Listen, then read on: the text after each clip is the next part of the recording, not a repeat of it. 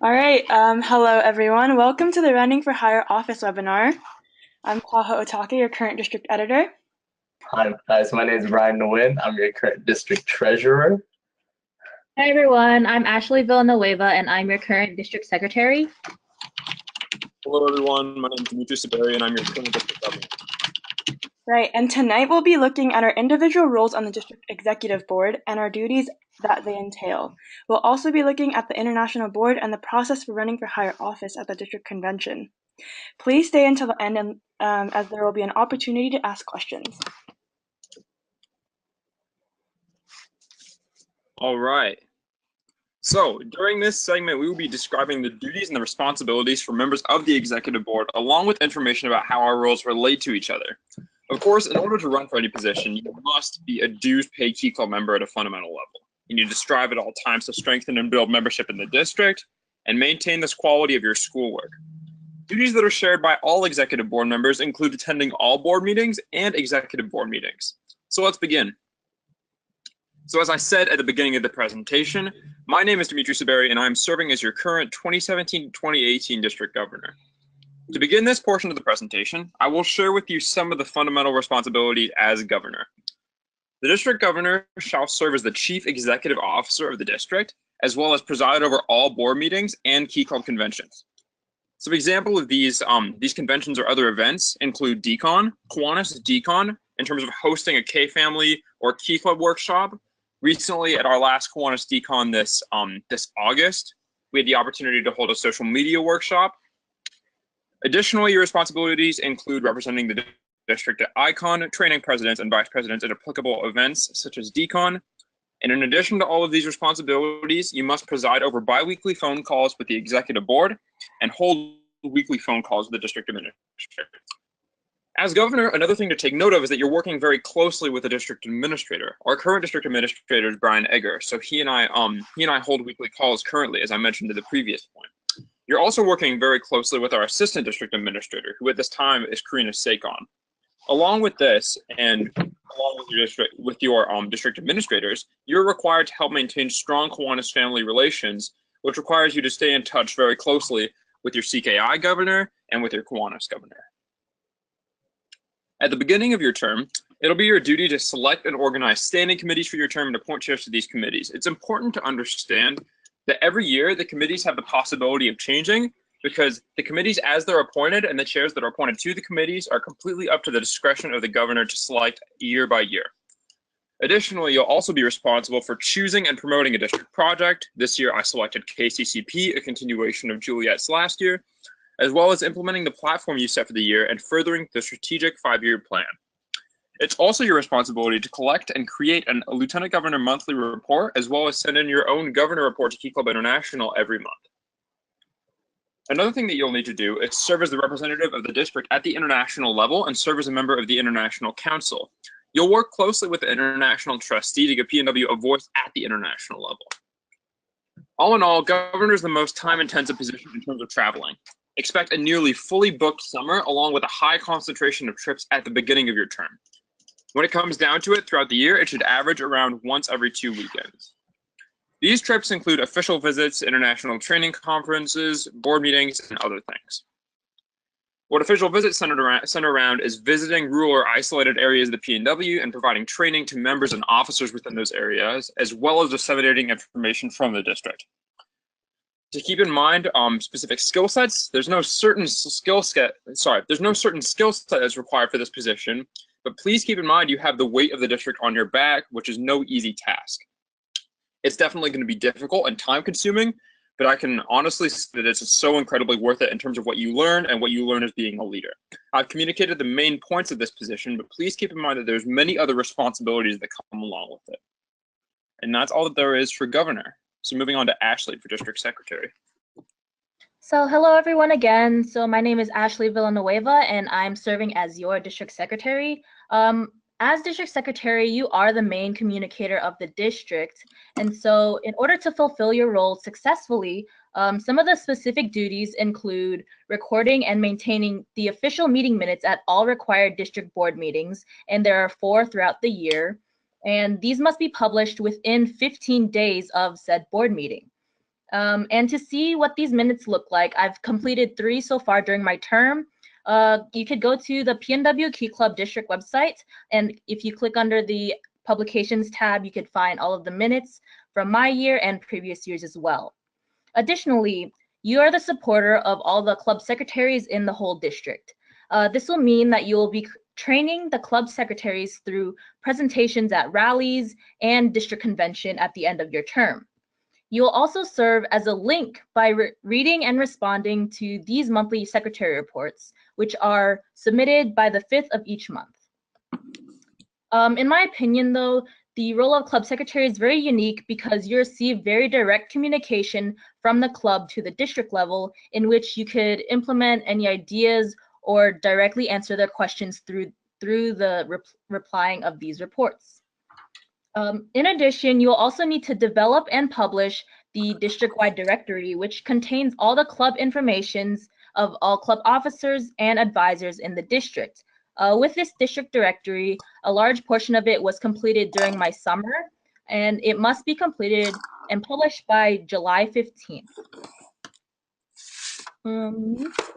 In addition, you'll also be working in collaboration with the Key Club Alumni Liaison, and this year it's Tyler Bowser.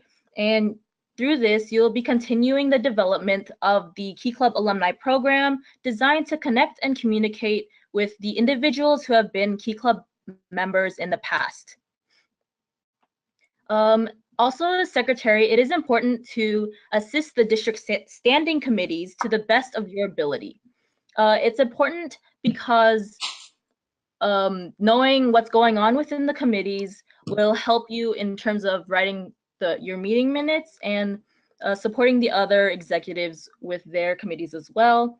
This year, I'm currently the executive liaison for the convention committee, but you must also be aware of what's happening within the other committees as well.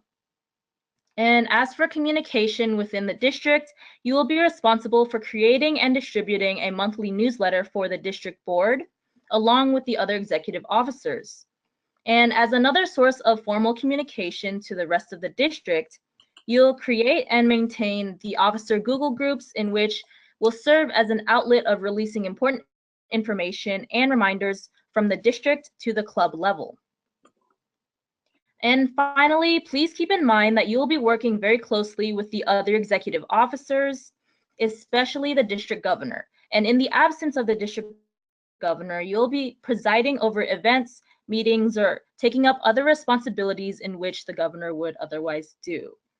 If you have any questions, please wait till the end until we answer them, but that is the basic duties of what the district secretary entails. All right, so hey guys, my name is Brian Nguyen and I'm your current district treasurer. As treasurer, you are the primary student overseer of district finances. Your first financial duty is to encourage the growth and chartering of clubs within the Pacific Northwest. Your goal is to obtain 95% dues collection from all of our key clubs, and you will also work to achieve an approximate 5% membership growth, or about 500 members. And as part of membership growth, you must pursue clubs that have not paid dues to ensure that they retain their active standing. You must also communicate with clubs that need help getting out of suspended or inactive status, as well as help some new clubs get chartered. In order to do this, you work closely alongside district committees, primarily the Membership Growth and Reactivation Committee, as well as the Pacific Northwest Opportunities Fund Committee. With the committee members in chair, you will help publish resources and increase membership submission of dues payments and awareness of other goals. You're also responsible for monitoring district finances by collecting Lieutenant Governor expense vouchers for reimbursements. As treasurer, you must also train and support club treasurers. This is primarily done through rally presentations, social media posts, email updates, and district-wide newsletters. You must also provide consistent updates to the district board through executive monthly newsletters, membership reports, and financial updates. And that's about it for district treasurer. All right, moving on, the position of district editor. So the main duty of the district editor is to communicate information from the district to the club level and ensure these communications are timely, well-written, free of mistakes, and following the Key Club graphic standards. These communications take a variety of forms, and the first being our district publication, The Espresso. This year, The Espresso is being published both online and in print, and in articles written by the district board and club members, curated by myself. At the beginning of your term, you'll set a publishing schedule with the executive committee and choose when you want to publish your 4 issues. Communication also extends to lieutenant governors who create monthly divisional newsletters. It's the editor's job to oversee the timeliness and quality of these newsletters, making sure that they are handed in by the 10th of each month. Oftentimes, you'll provide feedback and recommendation for what content to include so that information is communicated from the district to international effectively. It is also the editor's job to teach the incoming lieutenant governors and bulletin editors how to make newsletters. For editors, you'll attend the rallies to present newsletter workshops and provide resources like the presentation slides from the rallies you can't attend. Like the rest of the executive board, you must do your part to assist the committees. I currently serve as the executive liaison for the communications committee and help other committees with flyers, promotional material, copy edits, and creating graphics. Next, we'll be going over how to run for district executive office. The only requirement for running for executive office is to be a dues-paid member in good standing. It is not a requirement to have a previous officer position or have any prior experience in leadership. Technical skills, leadership skills, and person skills are really developed over time throughout your term, so you don't need to have that as a requirement. So, step 1 in running for higher office. The first step in order for candidacy is to mail in the following forms shown on the screen on time. So it is postmarked no later than February 1st, 2018. All of the necessary paperwork can be found in Section B of Call to Convention. Here are some examples of the campaign flyer. This is Brian and Dimitri's. This will all be printed in black and white. And this is the candidate information sheet. This is mine and Ashley's. So this will go over leadership office or any general questions, answering general questions. Step 2. The second step is that you will need to attend the pre-convention orientation meeting. This meeting will be held in Portland, Oregon on February 10th, 2018. This meeting is required for all candidates. And note that you will need your parent guardian or a Kiwanian or a Kiwanian in attendance. So arrange this early on to ensure that everyone can make this meeting.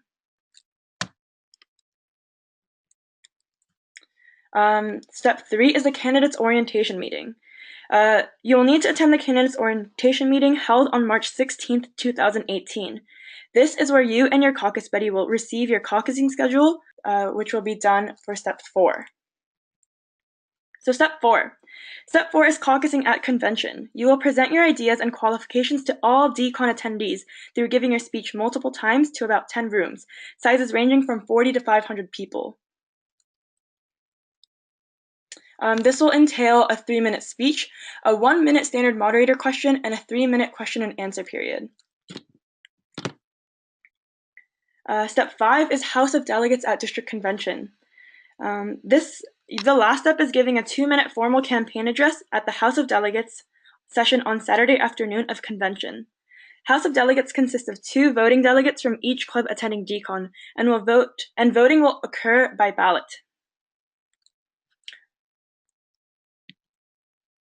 So, lastly, campaign rules.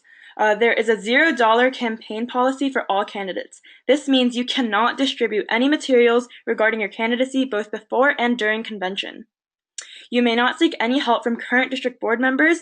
This includes, but is not limited to, your current LTG, your incoming LTG, or any district board members in the area. That is it for the procedure for running for higher office for the district executive office. Next up, we'll move on to the international board. Thank you, Kaho. So, an introduction to the structure and the general role of the international board is what we're going to be going over in this next slide.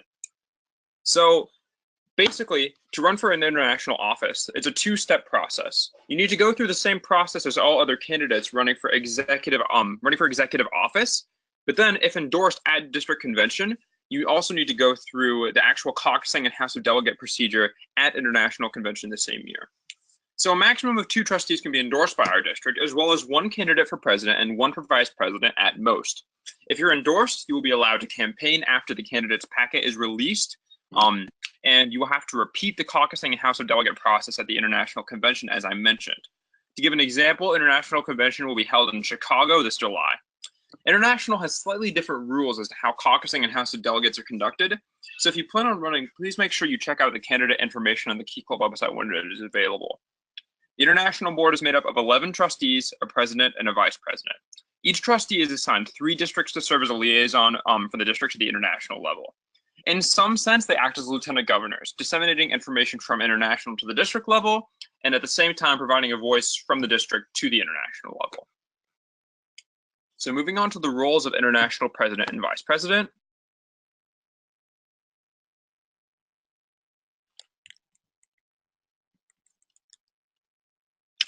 The duties of the international president are to supervise the work and activities of Key Club International with the international director. Another way to think of this is that the Key Club International president is kind of like the club president of Key Club International, and the Key Club International director is kind of like the faculty advisor of Key Club International. This is similar in structure to the governor and district administrator at the district level.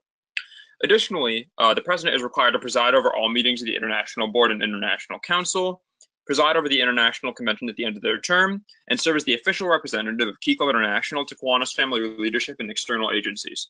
An example of this was when Devon's son and Mary Grace Lewis went to the Thirst Gala held by the Thirst Project last year.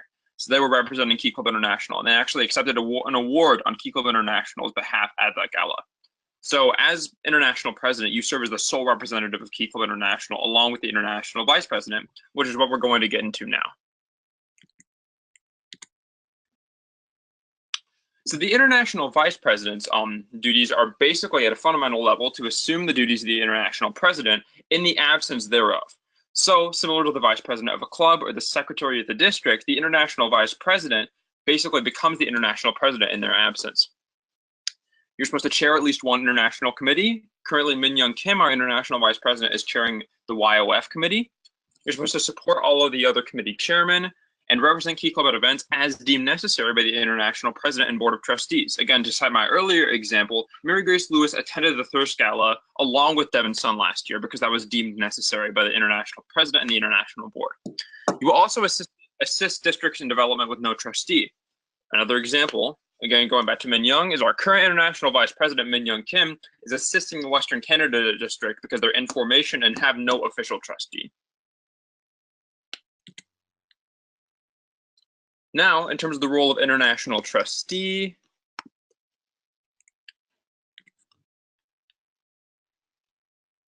the job of the international trustee, as I mentioned, is a sort of lieutenant governor at the district to international level. Your job is to serve as a liaison to at least 2 assigned districts. All the international trustees currently have 3 districts. Min Young, as a quasi-international trustee, only serves 1 district. So, to provide communication between the elected district leaders and international, you have international updates. Our current trustee, Neum Tran, usually uses videos or graphics to inform us. It's typical for her to use videos, and that was the medium that one of the trustees from our district, Jojo Saunders, who assisted other districts across international, use as well. You'll have usually weekly or bi-weekly phone calls with the governor to give, again, the Pacific Northwest district a voice at the international level and to disseminate international's information down to the district level. You can also have video conferences with the governors and the 3 quote-unquote sister districts, and there's a lot of different ways for the trustees to disseminate information and provide voices for their districts. You're supposed to attend 1 board meeting and convention of each district assigned. Again, to cite our example of Neum attended our summer board meeting in August, and she will be attending DCON 2018. Definitely seek her out or ask her any questions you may have at DCON if you're attending DCON as well.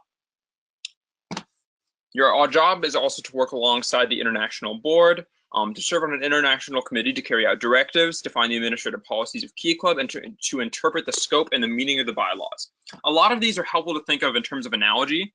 The committees of international trustees are similar to the committees of lieutenant governors. The chairs of them are either the international vice president or different international trustees, similar to how some of the chairs are lieutenant governors, but we have externally appointed chairs as well. But there's a lot of similarities between levels to help you kind of figure these things out. Those are some of the fundamental duties of the international board. We will now be moving on to how specifically you run for international office, presented by District Secretary Ashley Villanueva.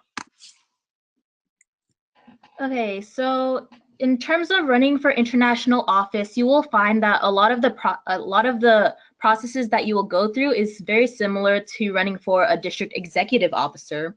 And along with all of that information, the forms that you'll need to complete will all be located in Section B of Call to Convention, likewise with the executive positions. So for seeking an endorsement, what endorsement means is that the district, the PNW district, will support your candidacy for running for international office, so that when you go to international convention and caucus and go to HOD over there, then you can use this to your advantage when campaigning.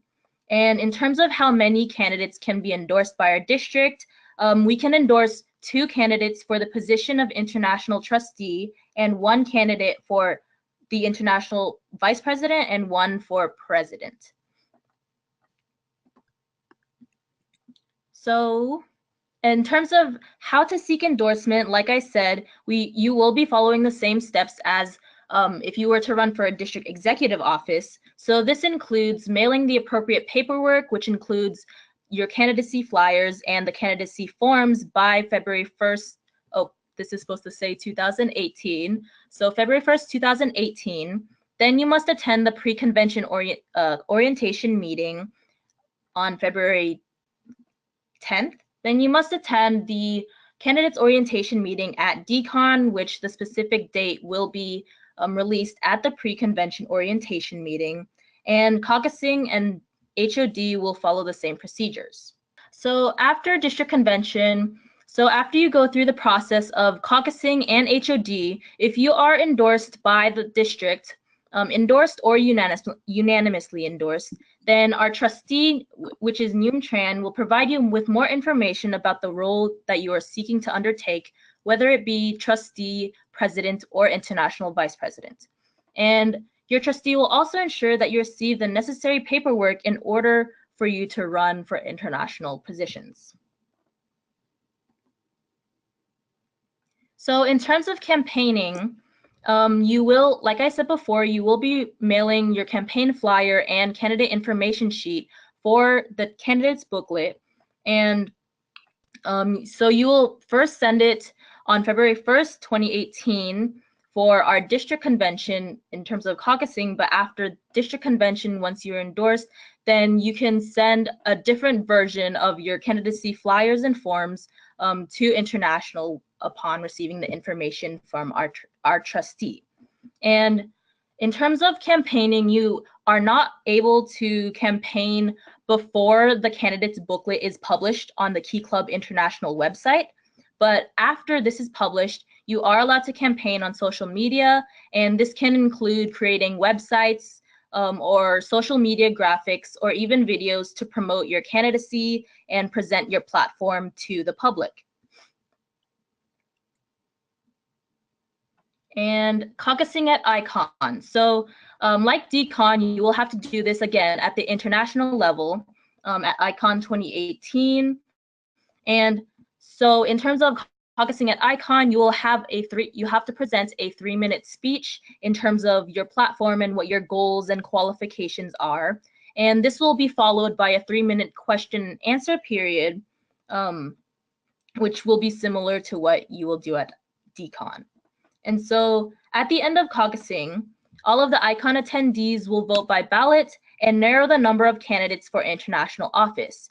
You may find that at ICON, there are a lot more candidates running for the position of international trustee, president, or vice president, simply because international is a much wider scale than district convention.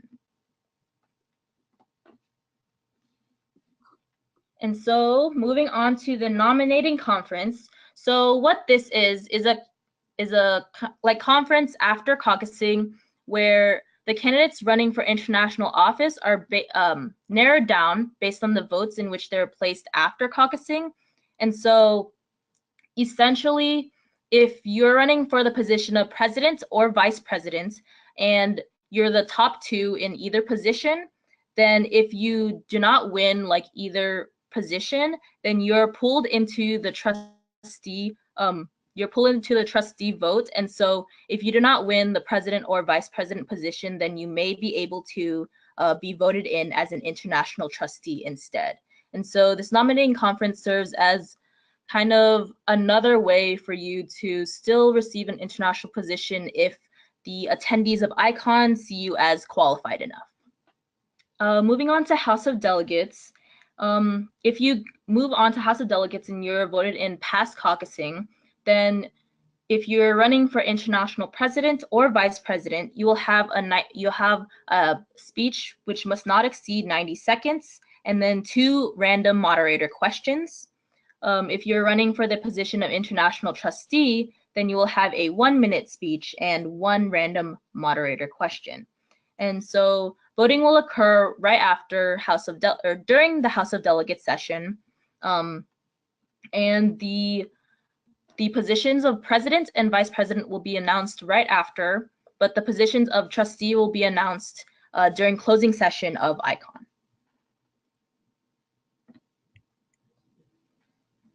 And that is all from me, so moving on.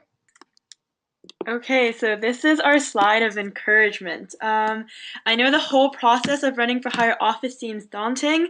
I mean, 12 to 13 speeches in one night is going to be very brutal.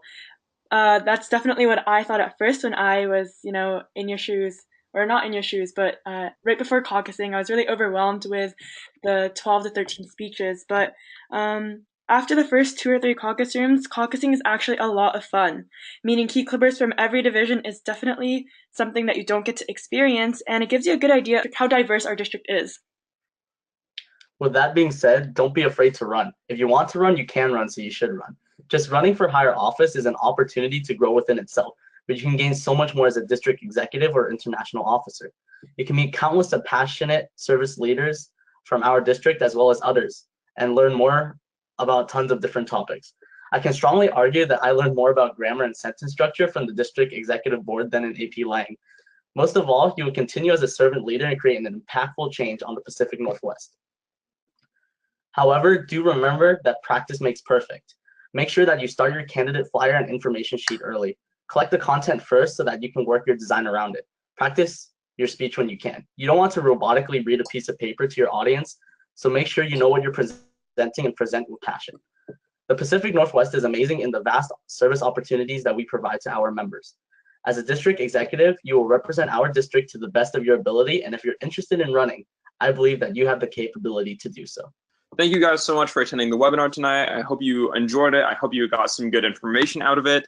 I wish you all good luck if you choose to pursue this rigorous yet rewarding journey, and I hope to see and meet you all at DCON 2018. Thank you so much. Thank you.